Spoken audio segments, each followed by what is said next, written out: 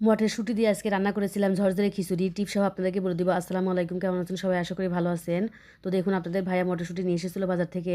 আমি সুন্দর করে বীজগুলো ছাড়িয়ে নিচ্ছি। আর মটরশুঁটিগুলো কিন্তু একটু বড় হয়। আর আপনারা অনেকেই ভুল করে খেসারি ভাবতে পারবেন। খেসারি ফলের কিন্তু একটু ছোট ছোট হয়। তো এটাই কিন্তু পার্থক্য।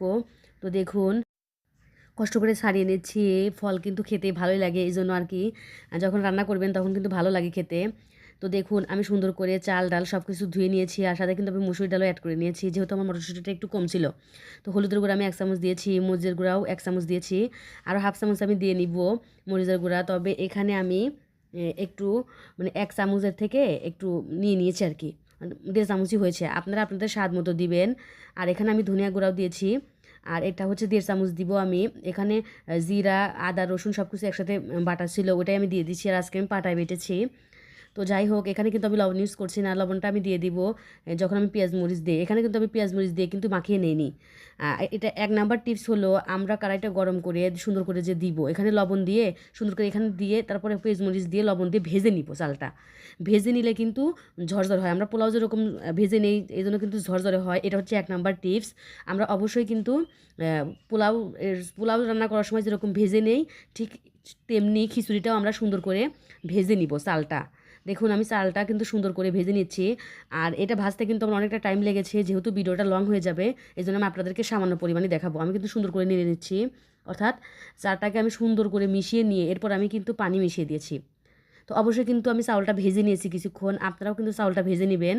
তো পানি দেওয়ার পরে আপনারা খেয়াল রাখবেন, বেশি পানি দেওয়া যাবে না। ঝরঝরে খিচুড়ি রান্না করতে হলে আপনারা পোলাও যেরকম করে পানি দেন, অল্প করে পানি দিয়ে কিন্তু আপনারা পোলাওটা রান্না করে ঠিক তেমনি ততটুকু স্যার তার থেকে ডাবল আপনি পানি দিবেন, তাহলেই কিন্তু আপনার খিচুড়িটা ঝরঝরে হবে। আর সবাই কিন্তু পছন্দ করে। আর মাসকলাই ডাল খিচুড়ি একটু বেশি ঝরঝরে হয়, যেহেতু আমি হচ্ছে শীতের দিন, এই জন্য মাসকলাই ডালটা ওরকমভাবে আপনার ভাই আনিনি। আর মুসুরি ডাল দিয়েই করছি, মুসুরি ডাল আর হচ্ছে মটরশুঁটি দিয়ে।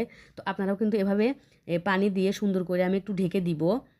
তো ঢেকে দেওয়ার পরে কিন্তু আমি আসতেছি কয়েক মিনিট পর, আপনাদেরকে আমি আবারও সুন্দর করে দেখাবো। তো দেখুন, এখানে কিন্তু আমার হচ্ছে অনেকটা সময় কিন্তু জাল হওয়ার পরে এখন কিন্তু খিচুড়ির কালারটা চলে এসেছে। আর ভিডিওতে অনেক সময় কিন্তু দেখা যায় না, ক্যামেরাতে বোঝা যাচ্ছে না। এখানে কিন্তু হলুদের গুঁড়া কিন্তু বেশি দিলে কিন্তু খিচুড়িতে গন্ধ লাগে। আমি কিন্তু হলুদের গুঁড়া বেশি দিনই, সামান্য পরিমাণ যতটুকু লাগে ততটুকুই দিয়েছি। আপনারা কিন্তু কম বেশি দিতে পারেন। তো দেখুন, এই পর্যায়ে কিন্তু আমি মিল্ক ভিটার একটু বাটার দিয়ে দিচ্ছি। বাটার দিলে কিন্তু সেন্ট আসে। তো আপনারা কিন্তু দিয়ে দিতে পারেন, ঘি দিয়ে দিতে পারেন। তো আমার বাসায় যেহেতু ঘি ছিল না, আমি বাটারটাই দিয়ে দিয়েছি। আর এরপরে কিন্তু আমি সুন্দর করে আবার একটু নেড়ে উলটপালট করে নিচের দিকে সুন্দর করে বাটারটা দিয়ে ঢেকে দিব। এমনিতেই কিন্তু বাটারটা গলে যাবে।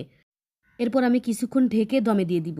দমে দেওয়ার পরে দেখুন, আমার খিচুড়ির কালারটা এরকম চলে এসেছে। এখন কিন্তু কালারটা অনেকটাই দেখা যাচ্ছে, দেখুন। তো আমার এরকম ঝরঝরে খিচুড়ি হয়ে গেছে, আপনারা দেখতেই পাচ্ছেন। এই ঝরঝরে খিচুড়ির সাথে ছিল গরুর মাংস। তো দেখুন, এখন কিন্তু খিচুড়ির কালারটা সুন্দর এসে গেছে। রান্নাঘরে লাইটিংয়ের কারণে অনেক সময় দেখা যায় না। আল্লাহ হাফেজ সবাইকে।